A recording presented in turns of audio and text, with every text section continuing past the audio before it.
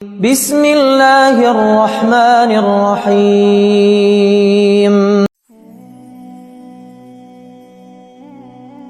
کیا آپ کے ساتھ کبھی ایسا ہوا ہے کہ آپ ایک راستے پر سکون سے چل رہے ہوں اور اچانک زندگی آپ کے پاؤں تلے سے زمین نکال دے، سب کچھ بکھر جائے، منصوبے ناکام ہو جائیں اور آپ کو لگے کہ اب سب ختم ہو گیا؟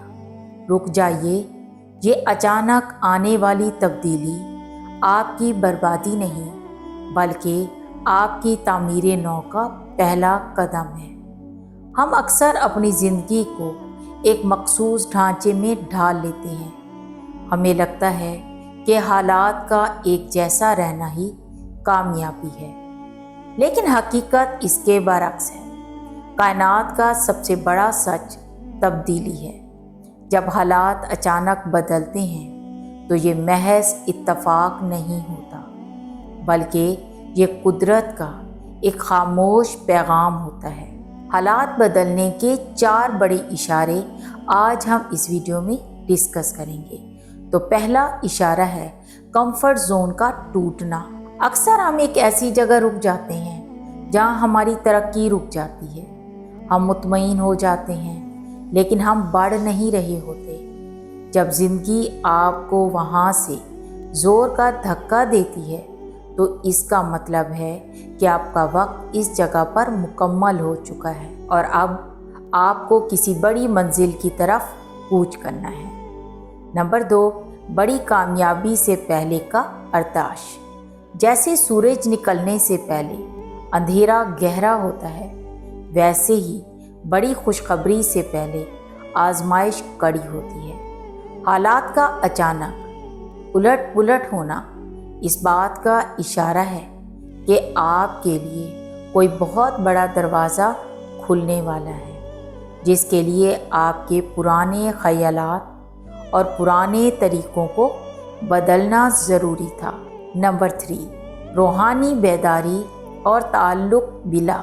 جب دنیا کے سارے سہارے اچانک ٹوٹ جائیں تو یہ اس بات کا اشارہ ہے کہ اب وقت آ گیا ہے کہ آپ اپنے رب سے رجوع کریں۔